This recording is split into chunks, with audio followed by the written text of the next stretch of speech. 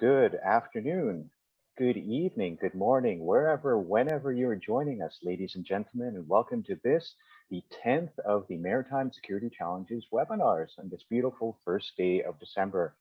Thank you very much for joining us. I, as always, am Brett Woodhoff. I have the great pleasure of leading the geopolitical advisory team out here at Maritime Forces Pacific. That's the Royal Canadian Navy's West Coast Naval Formation. One of our flagship projects, of course, is to organize and co-host the MSc series, which has transitioned online this past webinar, or this past pandemic year, and today is the last in that series. Thank you very much to every one of you, our speakers, our audience, our moderators, for making it such a successful way of continuing the MSc conversation. Thanks, of course, need to go to our sponsors for making this happen: Lockheed Martin, MDA, and General Dynamics. A huge thanks to, as always, to our MSc partners who help bring the program and everyone together. Those, of course, are the Navy League of Canada and the Daniel K. Inouye Asia Pacific Center for Security Studies. We have an absolutely great speaker this session. I heard him this summer on the Center for an International Security Sea Control podcast with our defense attaché in Japan, and just knew we had to get him on to an MSc webinar. First, though, I do need to introduce our moderator for today. That's none other than Captain Matthew Coates. So Captain Coates is a naval warfare officer in the Royal Canadian Navy, having graduated from the Royal Military College of Canada in 1998 with a degree in electrical engineering. His command appointments include serving as executive officer in HMCS Charlottetown, where he helped support NATO operations off the coast of Libya in 2011.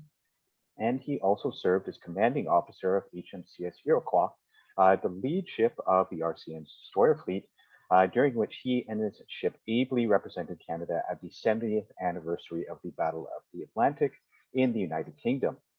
I should note that Captain Coates has significant international experience, including serving on the executive steering committee for the Rim of the Pacific 2018 exercise, the world's largest naval exercise, and he deployed during RIMPAC 18 as deputy to the Combined Force Maritime Component Commander. Most recently, Captain Coates served as Director of Human Rights and Diversity for the Canadian Armed Forces Military Personnel Department, and he took up his current post as the Commander of Naval Personnel and Training this year. So, Captain Coates, sir, the virtual floor is yours.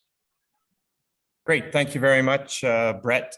The one thing that is of ironic importance that we left out was my connection to Dr. Chao and the location from which he joins us in Rhode Island, where I have the pleasure to say I'm a two-time graduate of the US Naval War College, both international programs at the junior and senior level. So I feel that if nothing else, that was why I got selected for this great honor today.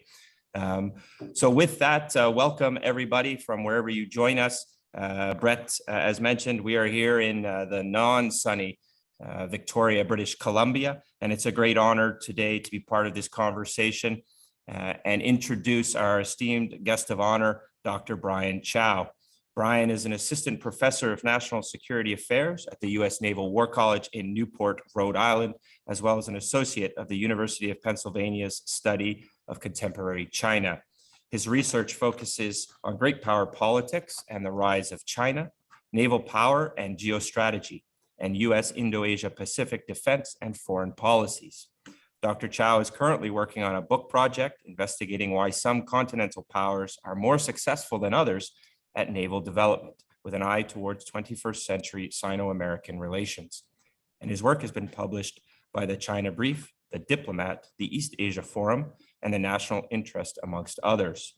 Dr. Chao earned his PhD in political science from the University of Pennsylvania, and he holds certificates in Mandarin Chinese from Peking, Tsinghua, and the National Taiwan Universities. It is a great honor to welcome him today to this MSc webinar, the 10th held in the recent past.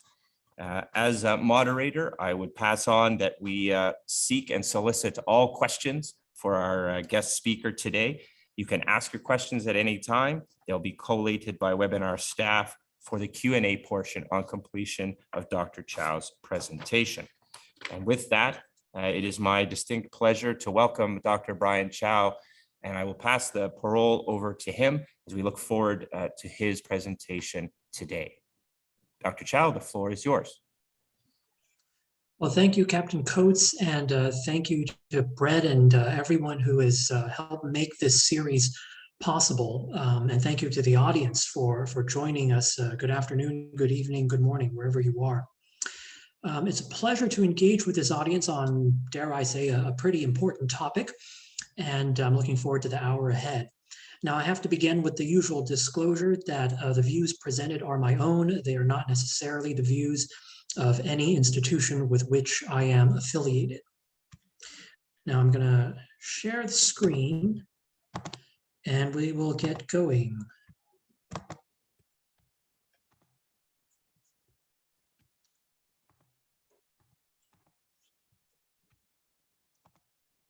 Alrighty. So the title of the talk is History Rhymes, Lessons from the Past for Today's US-China Maritime Competition. This is basically my book project. And what I'm going to do over the next, about half an hour or so is talk about the research puzzle, the question that I'm asking, the argument. I'm going to go through the historical analysis, 19th century France, Germany, Russia, and the Soviet Union. And I've highlighted France in red, and I'll get to that at the end as to its particular importance. And then I'm going to transition to the present day, looking at 21st century US PRC relations and what lessons we can draw from this. Now, China's rise is one of the great phenomena of our times. And in particular, its naval development is something that has been very closely studied, since naval power in particular has been a foundation of global power projection since the international system was created in the 1500s or so.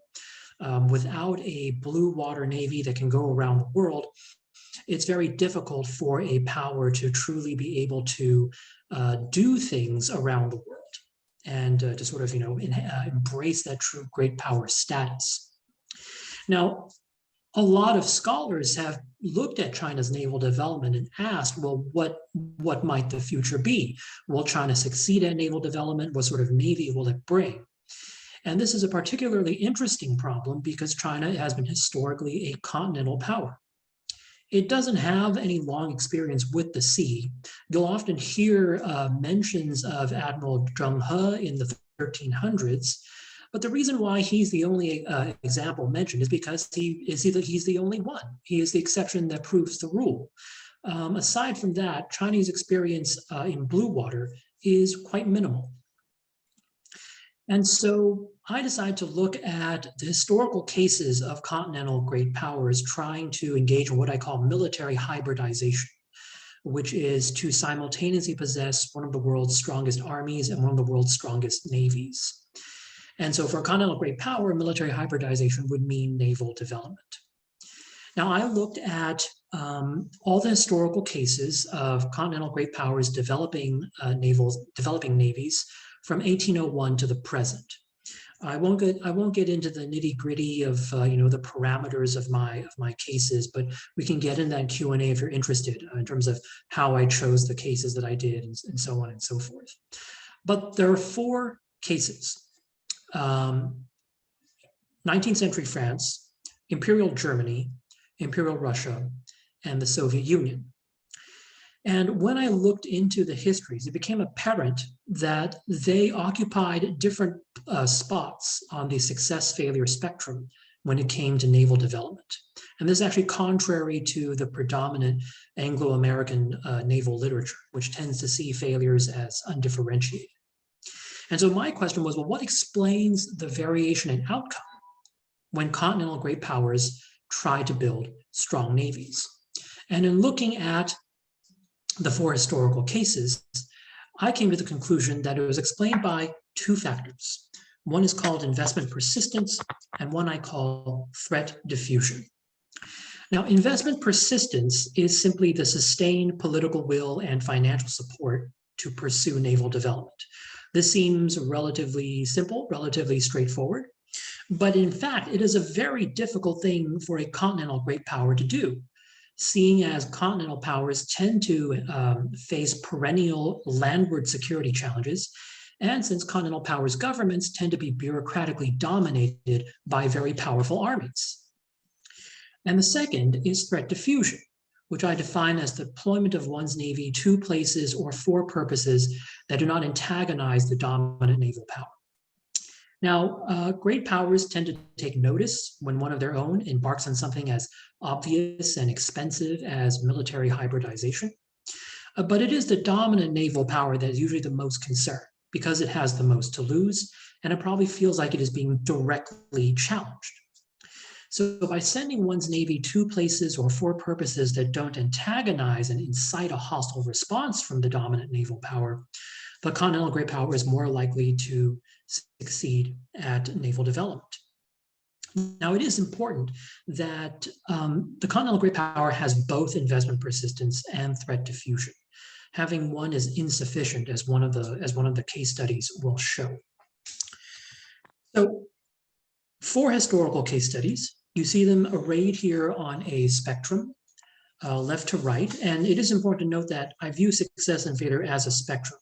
They are not binary. And on the left, you have France. On the right, you have Imperial Germany and Imperial Russia. And in the center is the Soviet Union, which I'll get to, which I consider to be an incomplete success or ambiguous success. That's why it sits in the middle. So let's start with France on the left end. Now, contrary to the prevailing view in the Anglo-American world, I argue that France was actually a naval power, a hybrid military power during the Pax Britannica. That would be 1815 to 1914. France maintained the second most powerful navy in the world, and that is not damnation by faint praise. France possessed a powerful fleet that was the world's naval technological innovator, a fleet that would build what would become the world's second largest empire and consistently further French national interests. So France combined investment persistence and threat diffusion. And France managed to do so in the face of persistent landward security threats, national disasters, and domestic revolution and turmoil. So France first built a navy that was powerful enough to deter British attack. The British, after all, 20 miles offshore across the English Channel. But just as importantly, France built a navy that was suited for imperial conquest as opposed to battle fleet warfare. And this is a lesson that was learned from the Napoleonic Wars, which I can get into in the Q&A if anyone's interested. France built a workhorse navy that went out and deliberately targeted places for empire building that would not unduly antagonize the United Kingdom. And Paris was generally successful at this. In fact, France and Britain were so successful that throughout the 1800s, they actually managed to cooperate on major foreign policy ventures, the Crimean War probably being the most prominent. An example of the way France basically tried to ape the British Empire without unduly antagonizing it can be seen in Southeast Asia. The British had acquired Hong Kong as a base, and the French decided that they also would need a base in Southeast Asia. And they could have tried to antagonize the British overtly. They could have tried to get a base for themselves very close by. But the French were actually quite patient. And in the end, they ended up establishing a presence in present-day Vietnam, in Saigon, and then over the ensuing decades, expanding their presence there. French authors writing at the time called Saigon a French Hong Kong. One even went so far as to say that Saigon has become a French Gibraltar. That was perhaps a bit hyperbolic there.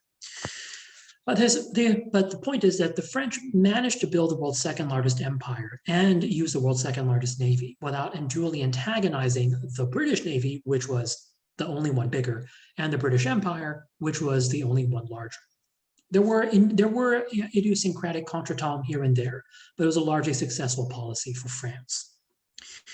The historian Michael Howard actually commented in the 1980s that 19th century Anglo-French relations encompassed the longest and bitterest arms race in modern times, and yet it did not end in war. How is this possible? And I argue it's possible because France combined investment persistence with threat diffusion to achieve its national strategic goals without inciting a British reaction that would have crushed French ambitions. Now, that's more than can be said for Imperial Germany, one of the two failures you see on the right. Germany failed at military hybridization because while it had investment persistence, it eschewed threat diffusion. In fact, Germany chose to combine investment persistence with threat concentration. Germany persistently invested in a navy, claiming to the British that it needed a force for commerce protection and colonial policing.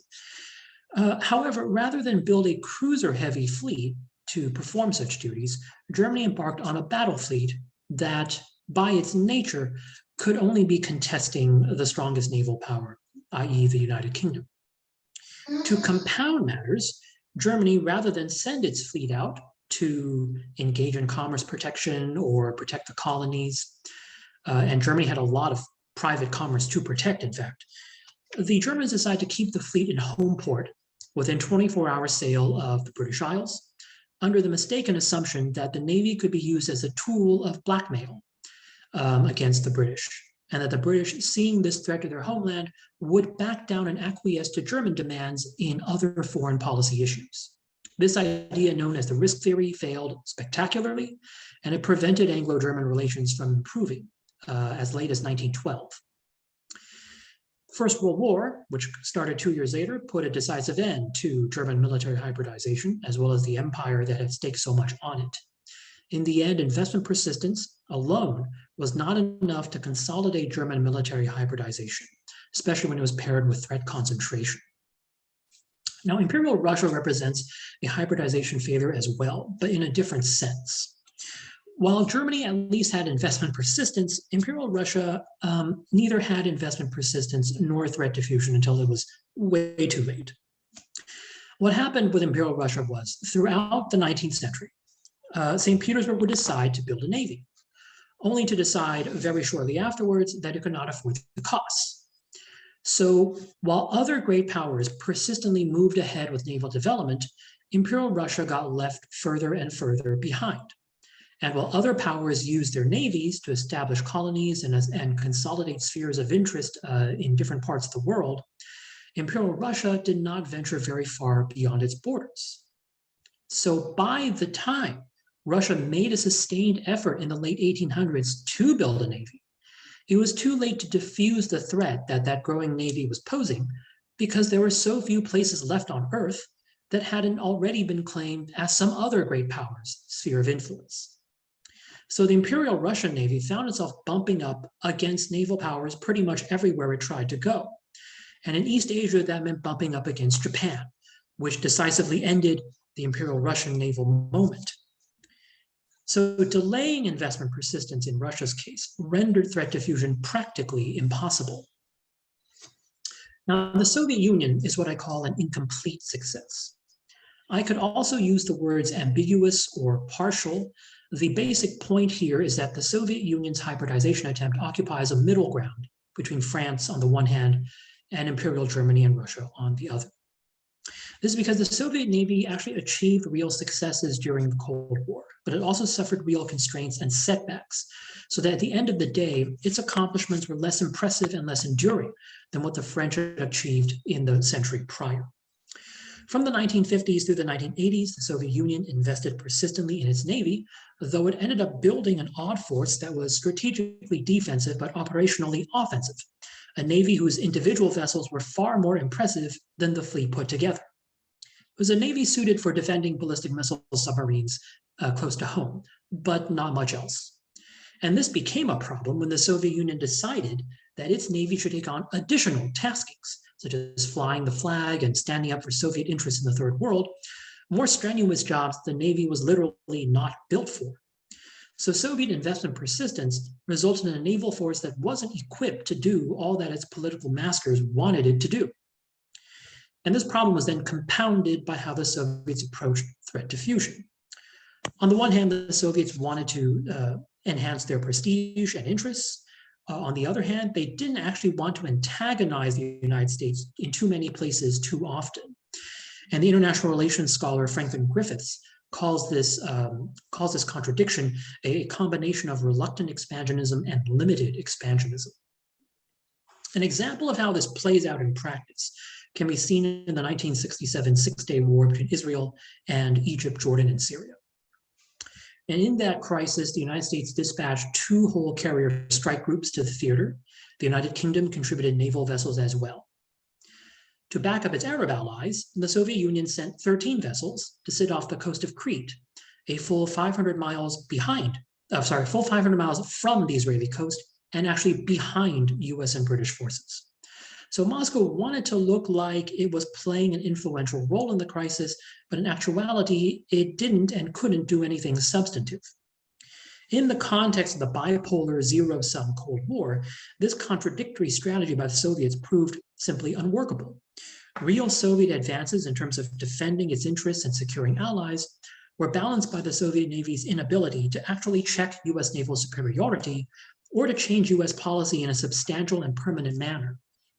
So investment persistence that did not match capabilities with taskings, combined with a muddled attempt at threat diffusion to result in incomplete or partial military hybridization. So finally, we come to contemporary China. What's going on there today? Well, today's China has investment persistence in spades. The Navy of 2021 is unrecognizable from what it was a mere 20 years ago. And on the screen here, you can see the Shandong aircraft carrier. You see I think Ruyang-class frigate. You see a Jin-class ballistic missile submarine. You see the Rizhao Type 071 class landing platform dock. These are all examples of advances that China has made in its naval fleet. The number of new classes of naval vessels, to say nothing of the number of new naval vessels themselves, is astounding. The International Institute for Strategic Studies counted up the numbers a few years ago and found that in the 2010s, China had outbuilt Japan, South Korea, Germany, France, Taiwan, a number of countries combined, both in terms of tonnage and in terms of number of vessels. And from my point of view, I don't see the Chinese emphasis on naval development slowing down. Since the early 2000s, you have seen Chinese official media being very explicit about the People's Liberation Army's rebalance towards the Navy as well as the Air Force at the expense of the Army. In 2015, the first military strategy released under Xi Jinping explicitly said that the Chinese had to move away from the traditional mentality of privileging land and to instead appreciate what the maritime environment meant to China's growth and China's rejuvenation. Xi Jinping has actually made so many comments about the importance of the sea that last year China's Central Television helpfully collected a bunch of them into one handy graphic for display. So even with a national economy that is slowing, I don't see the Chinese state's emphasis on naval development waning anytime soon, though there will be some future budgetary issues going ahead that I'm happy to talk about. So investment persistence for contemporary China, I think, is pretty clear and it's pretty strong. The role of threat diffusion, however, I would say is less clear. I would argue that at present, we don't actually have enough evidence of how China uses its Navy to say how China will behave. Now, you read a lot about Chinese behavior in the maritime environment, especially in the East and South China Seas. But almost all of that refers to China's Coast Guard, maritime militia, and other maritime constabulary forces. This distinction between navies and other maritime forces is not just semantic, as this audience may well know. There are a variety of legal and operational differences, real substantive differences, between navies and other forms of maritime force. I'll be happy to discuss some Q&A, the potential blurring of that in the China case. But aside from the Gulf of Aden anti-piracy patrols, which China has done continuously since Christmas Day 2008, I think China has dispatched its 36th flotilla now. Aside from those patrols and the routine diplomatic port calls and visits that you see, as well as some multilateral exercises, China has not done much with its Navy out beyond home waters for us to have a really clear idea of what China is going to do with its Navy and where China is going to send its Navy for deployments and missions. Now, if we just think ahead and think about what the future might hold, I would say there are at least 3 possibilities. The first possibility, if you look at this map, is that China will stay in the near seas. Moving my cursor here over the East China Sea and the South China Sea. The reason for this is that however big China's Navy gets, China's most important interests remain in these regional waters. And self-defense is a big concern with the large US presence in theater. The second idea is that China will move out beyond the East and South China Seas. It will move out around the world, but especially in the Western Pacific and Indian Oceans. And the rationale here is that as a growing power, China will have growing global interests, and it would naturally send its fleet out to protect and assert those interests. So you would see a Chinese Navy going out into the Western Pacific and into the Indian Ocean, and to a somewhat lesser extent into the Atlantic. The third possibility is that China will remain focused on the near seas, but maintain capabilities to go out into the far seas when necessary. In other words, China will venture out beyond regional waters for discrete missions, but China will not deploy a blue water navy to maintain a regular or frequent presence throughout the world's oceans in the way that the United States, for example, has done over the last 75 years. Now, which one of those paths will China take?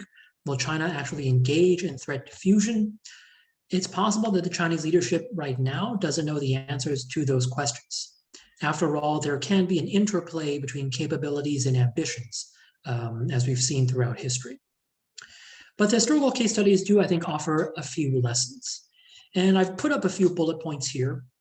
It really boils down to 4 pretty basic questions. What does the Navy look like? What can it do? Where will it go? And what will it do?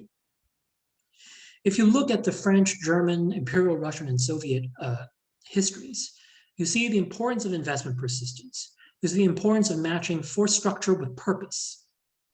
Now, France managed to do a pretty good job of creating a force to serve a purpose that did not antagonize the British Empire too much. The Germans failed at that quite miserably. The Russians never really got to find out, since their naval moment was snuffed out pretty quickly. And the Soviets had a fundamental imbalance between what the force was being built for and then what the force was meant to do. In terms of threat diffusion, you see the issue of basing and deployments. Where does the fleet go and what does it do? The French sent their navy out to engage in empire building, something that the British could recognize as something a great power would do. It sort of made sense from the British perspective. The French went out of their way to acquire naval bases, that is true, but they also chose those naval bases quite carefully to not antagonize the British unduly. Germans, again, mismatch. They said they were going to go out and they did not do that and instead presented a strategic risk to the British homeland. The Russians never got this far. And as for the Soviets, this was the mixture of goals in threat diffusion in terms of trying to look strong but not too strong, led to a rather ham-fisted naval diplomacy throughout the Cold War that resulted in some bases here and there, but bases that were pretty weak that could be easily picked off by the United States, or in lieu of bases, renting civilian port facilities that, again, were very vulnerable and were also could be taken away on the capricious whim of whatever local dictator was in charge of that area. Now, I do think we need to change our thinking about temporality. And this is something that goes to international relations scholarship. That's sort of the field where I'm come from. Time is not just some neutral background condition. It is a variable in itself. I'll highlight 3 components of time: duration, sequence, and timing.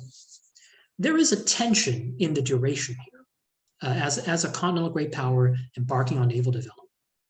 On the one hand, you want to do a good job and develop a navy that's worthy of the name. And that takes time. On the other hand, as Imperial Germany felt intensely, you want to complete naval development as soon as possible, because the longer you take, the longer you drag out the window of opportunity for another great power to destroy your work in progress. This it basically creates the sense of urgency that you see play such a foundational role in arms races, naval or otherwise, throughout human history. Second thing I want to emphasize is sequencing. Threat diffusion has to occur after investment persistence has begun.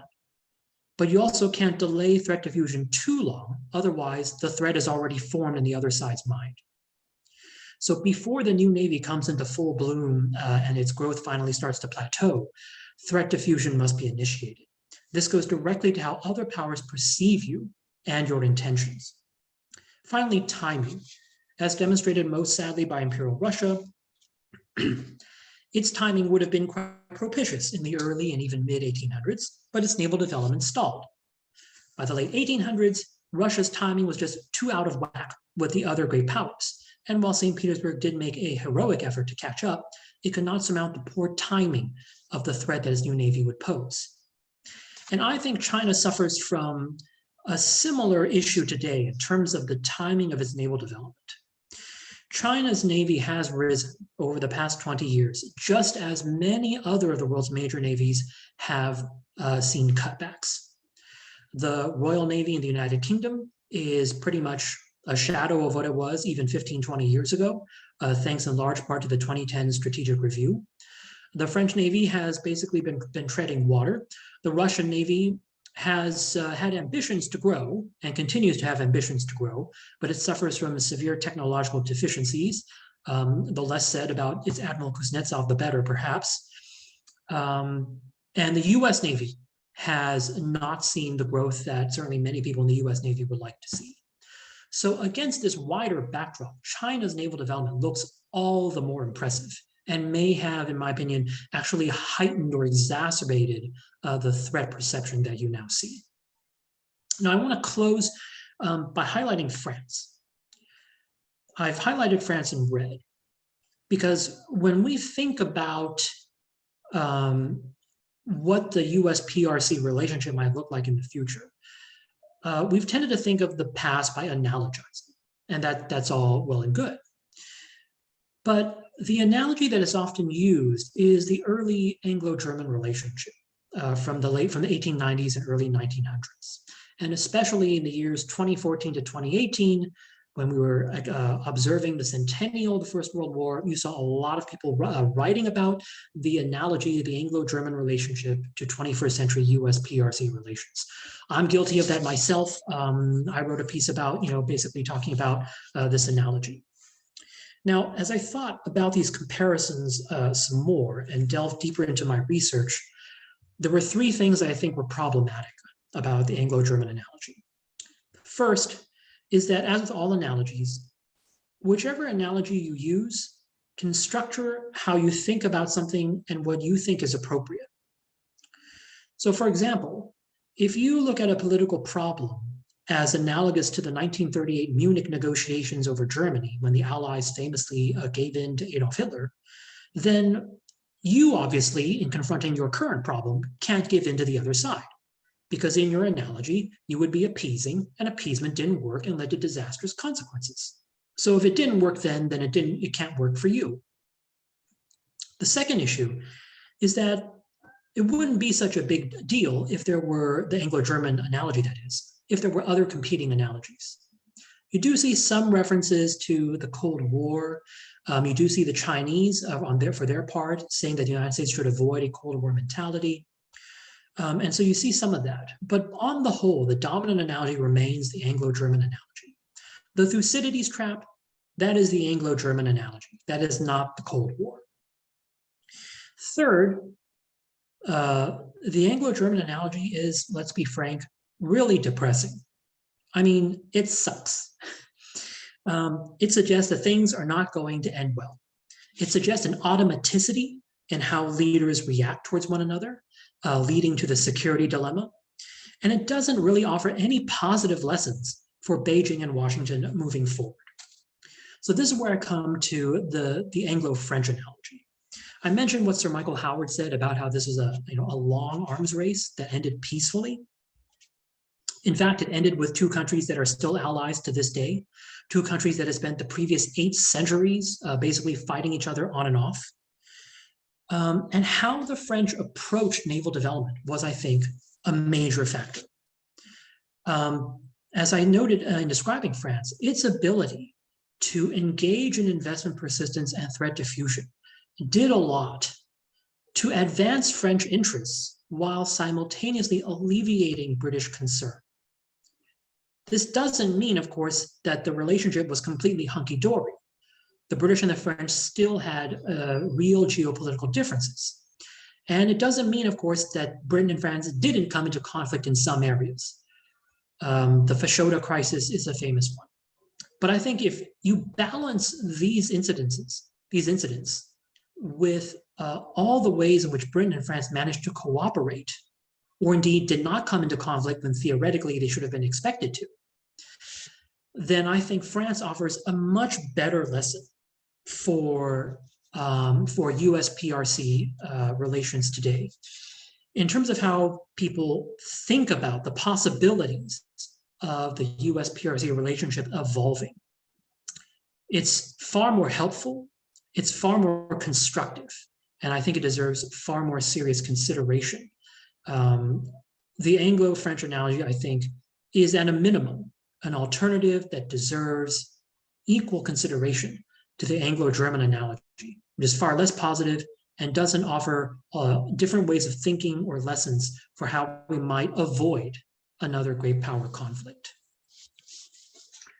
I think I've taken up quite enough of everybody's time, so I will stop here. I'll stop the screen sharing and I will hand this back to Captain Coates. But thank you all for your time and attention. I'm looking forward to the Q&A. Great, thank you very much, Dr. Chao. An exceptionally insightful and relevant conversation for all of us, wherever we find ourselves today. So we will now commence the barrage of questions, for which we have quite a few, so stand by. But I will take the moderator's prerogative to offer the first question on behalf of a country that is not one of those two great powers that are being discussed today. And as we look at the historical and contemporary competition that we're discussing, what do you think, either using an historical example that you've alluded to or in the current dynamic, does a middle power play in this? And what roles may they or may they not have to shape an outcome directly or indirectly as this unfolds in front of us between two great powers that may or may not acknowledge which one is dominant? So I think I'll give my answer in two parts. The first is, when we think about middle powers, there is a great overlap with regional powers. And that's important because geography is important. If you were in a situation like what Britain and France were in, then the other regional powers in Europe played a big role. So for example, if you France in the 1880s and 1890s had a very divisive internal debate as to what exactly its navy was for and who it was supposed to be directed against. And that was the context in which the Jeune École sort of had its 15 minutes of fame. The reason why France even really needed to have this debate was because a regional power next door, Italy, was building up its navy and presenting a challenge to France. And France had to figure out, were we really about the British or were we really about the Italians? Now, if you look at the United States and China, the geography is much different. The distance is the most obvious. So regional powers, I think, play a somewhat different role in the sense that their impact might not be as direct or as overt as, say, what Italy's role was to France. And this gets to the second part of my answer, which is middle powers have tended to be powers that have sought post-1945 to preserve the status quo, to maintain the US built and led international order, which is one predicated on essentially free markets and free people. And if you look at Canada, if you look at Australia, if you look at Japan, if you look at other countries that you could define as, great powers light or middle powers or regional powers, what have you, they have largely pursued these goals. There are, of course, regional powers that don't, like Iran. But in terms of Canada, I think the role that Canada can play is to consider how Canada's naval forces, as well as those of other like-minded countries, can buttress and shape the international order that they want. Whether China's Navy plays a role in helping or hindering the maintenance of that order is something that we'll figure out in the next couple decades. But Canada's role here is basically to, I think, not just Canada, but Australia and other middle powers, their role is to think about how the Navy slots in to the wider national strategy that they wish to pursue, and how they can join up with other like-minded countries and be able to punch far above their weight. So just because a middle power is not a great power, I don't want to give the impression that somehow it can be dismissed, has a very credible role to play. It can be done bilaterally with another great power. It can be done with other middle powers as well. And I would argue that, in fact, if you look at certain things like the Quad or other regional groupings, yes, there is a superpower involved. But I would say that a lot of the impetus and a lot of the inspiration for these moves to buttress the international order is coming from the middle powers themselves. They're recognizing that they have a bigger role to play and that they're going to try to play it. Great, thank you very much. Sticking to the topic of other countries, let's move towards Taiwan, which China wants to reclaim on one hand, and the US is signaling that it will defend on the other. How does this fit into your theory? Is it a case of threat concentration? And how does China's naval and amphibious shipbuilding affect this situation? So we can't have a seminar about US PRC in relation to Taiwan, can we? The first thing I'll say is that I think Taiwan should be treated as a distinct topic. And the reason why I say that is that I think it's pretty clear now that Chinese naval development is not just about Taiwan. It is about far more than Taiwan. And that even if the Taiwan problem were to magically disappear tomorrow, much of what I talked about and many of the problems that other scholars have noted in US-PRC relations would remain. So that's the first thing I think to emphasize.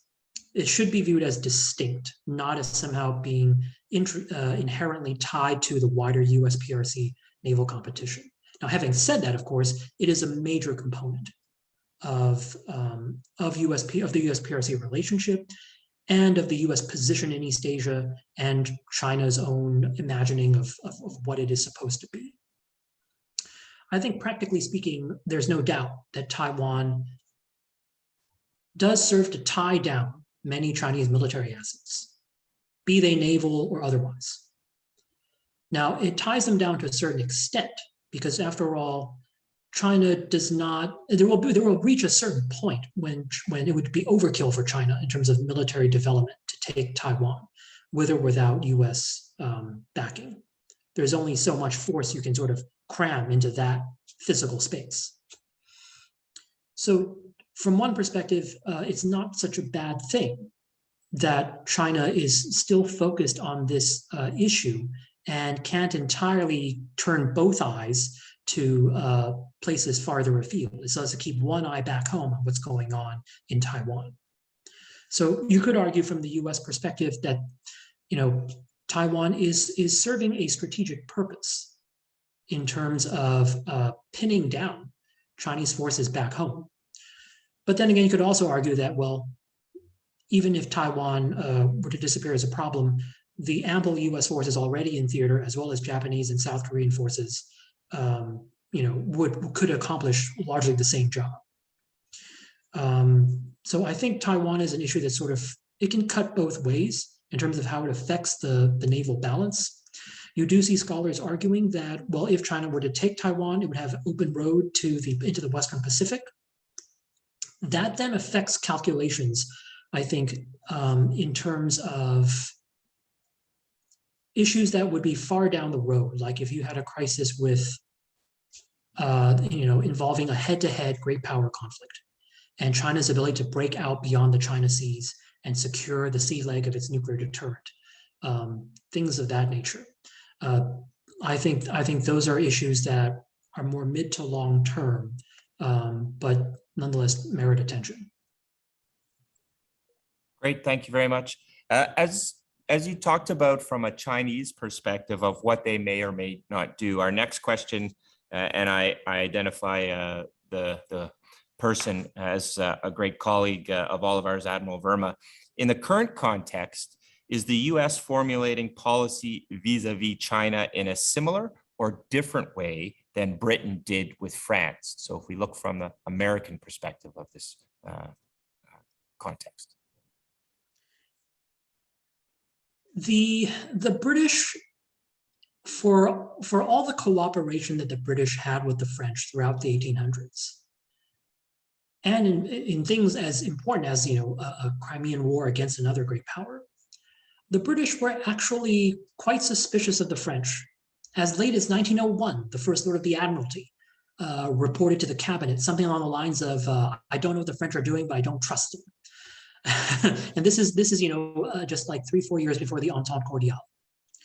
So the British policy towards the French was essentially, we're still going to keep an eye on them, and we'll work with them when we can, but we do recognize what they are doing, and we're not going to, for the most part, we're not going to overreact to what they're doing, because we see what they're doing, we understand what they're doing, and it makes sense in terms of the Navy that they have, like going out and doing the things that they're doing, like colonial policing. Like, we get it.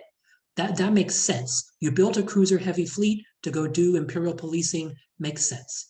Contrast that with Germany, where Germany said they're going to do commerce protection and colonial policing, and then they built a battle fleet. Like, that does not make sense.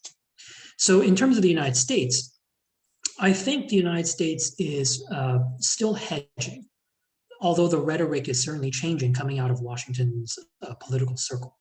But I think in terms of what China is doing and how the United States reacts, it's still largely a matter of, we need to prepare for the worst, but I think the United States is open-minded, or at least I hope the United States is open-minded to what China might do with its naval forces.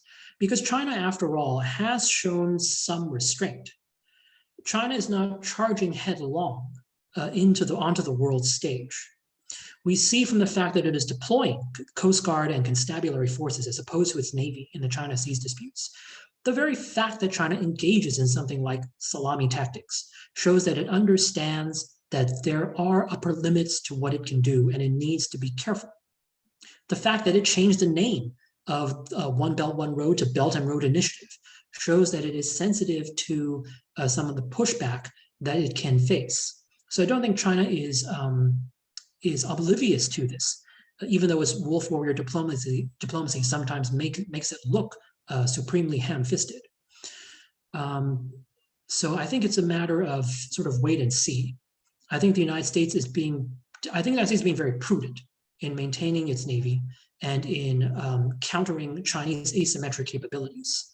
But I think until we see sort of a clear signal as to what China is going to do with its Navy and where, the United States ought to bear an open mind. There are, after all, avenues for cooperation between the two. I mentioned the Gulf of Aden anti-piracy patrols. China has been doing that for 11 years now. That is something that is holding up and reinforcing the very liberal international order that the United States has built and would like to see maintained. Think about other avenues of cooperation like humanitarian disaster relief, in future a theoretical United Nations peacekeeping or a mission. There are avenues here for the United States and China to work together. It should not be viewed as sort of a black and white perspective.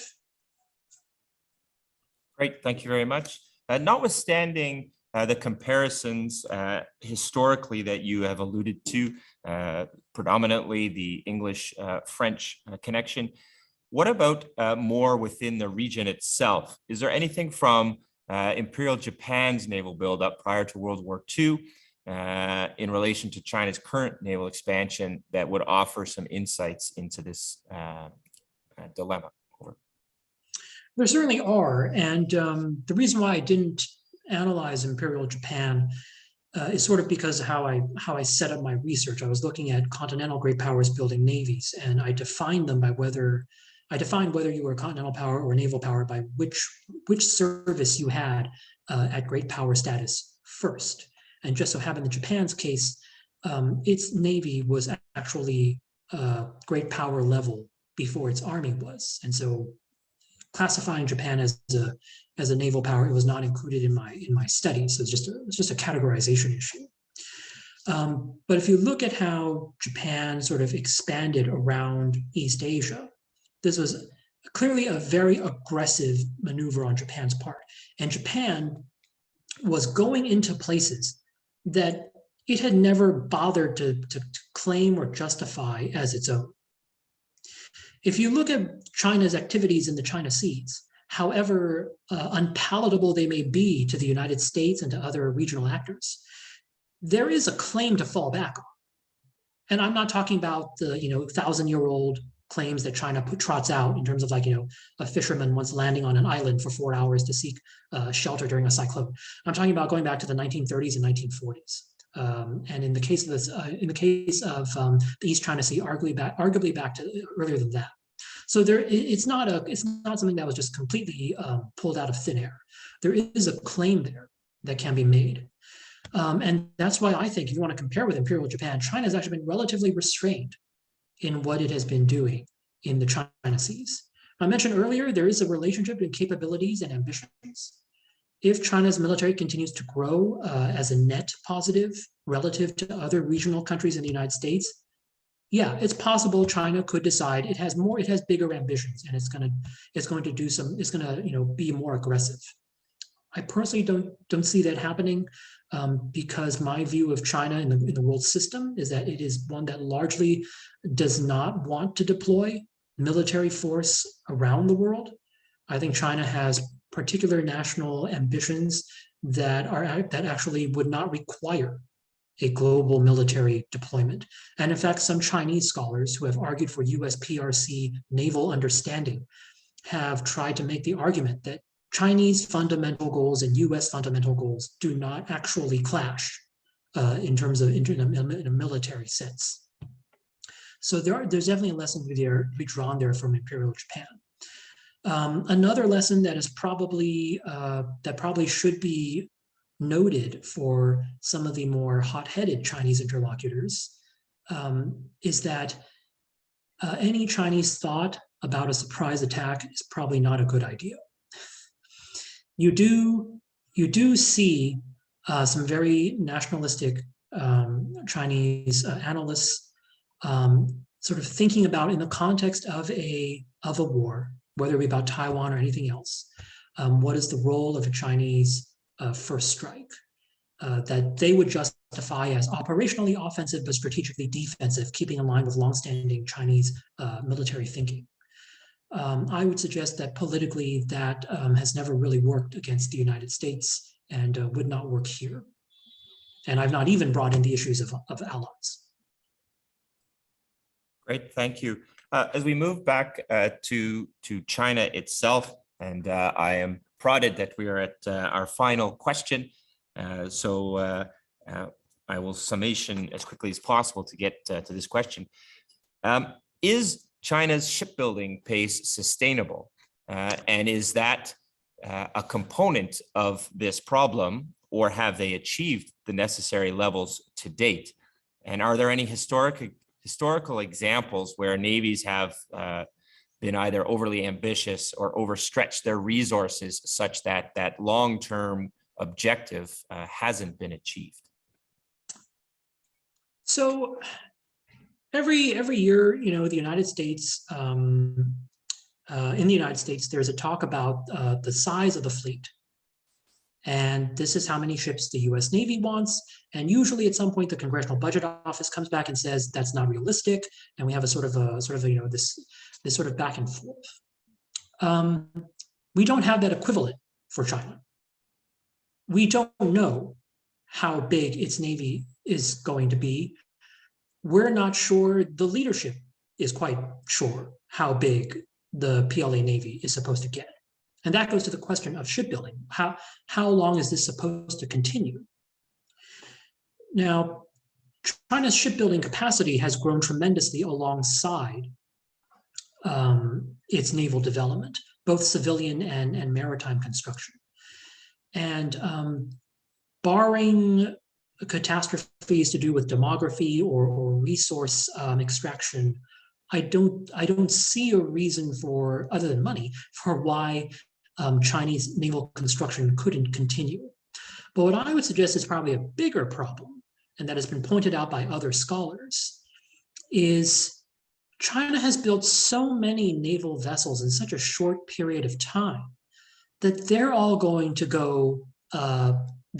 reach their expiration date at around the same time.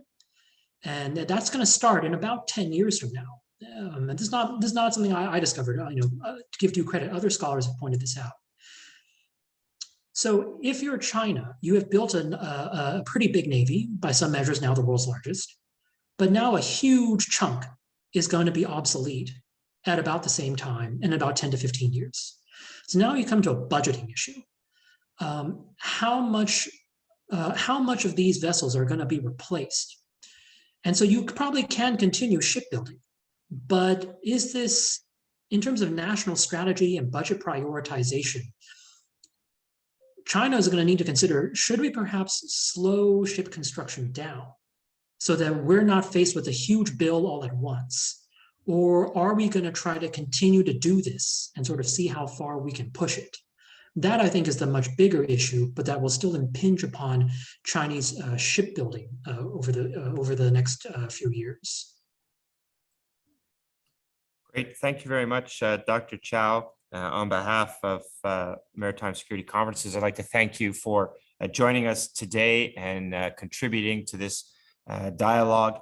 I think if we can take anything away, it's the optimistic approach you presented through the comparison you selected to give us indications that success can be achieved as we move forward in what is challenging times. So thank you again for your contributions. Thank you again for joining us today. And I'll now turn it over to Brett to close out today's webinar. Over to you, Brett. Yeah, thank you very much there, Captain Coates. Thank you to both of you, Dr. Chao and Captain Coates, for a fantastic, thought-provoking conversation. Let me also echo Captain Coates' comment there of your optimism in the face of relentless pessimism there, Dr. Chao. I mean, I, for one, tend to think that not only is the glass like half empty, but the liquid that's in there is poison. So I thank you for giving me something positive to think about there. So for any of you who want to watch this again or refer it on to your colleagues, a video of this session will be made available on YouTube. You just need to search for MSC Conference. That's Mike Sierra Charlie Conference on YouTube. A big thanks again to our MSC partners for helping to make this happen. They are, of course, the Navy League of Canada and the Daniel K. Inouye Asia Pacific Center for Security Studies.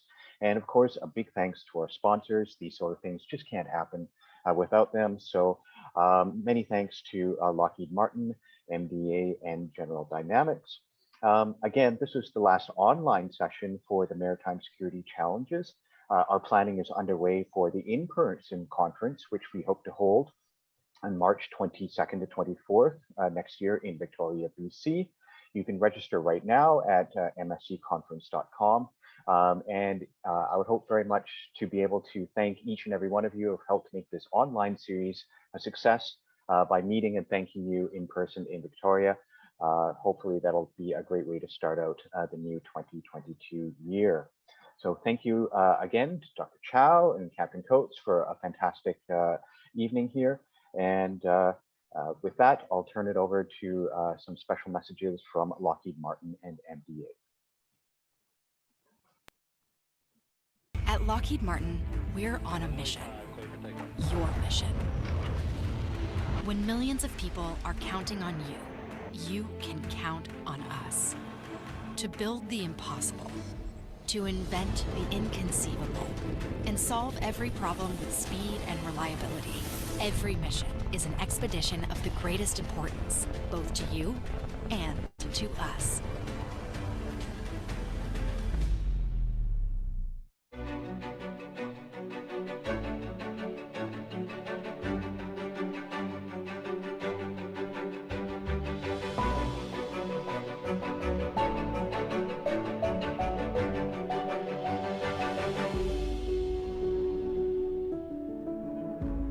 2, 1.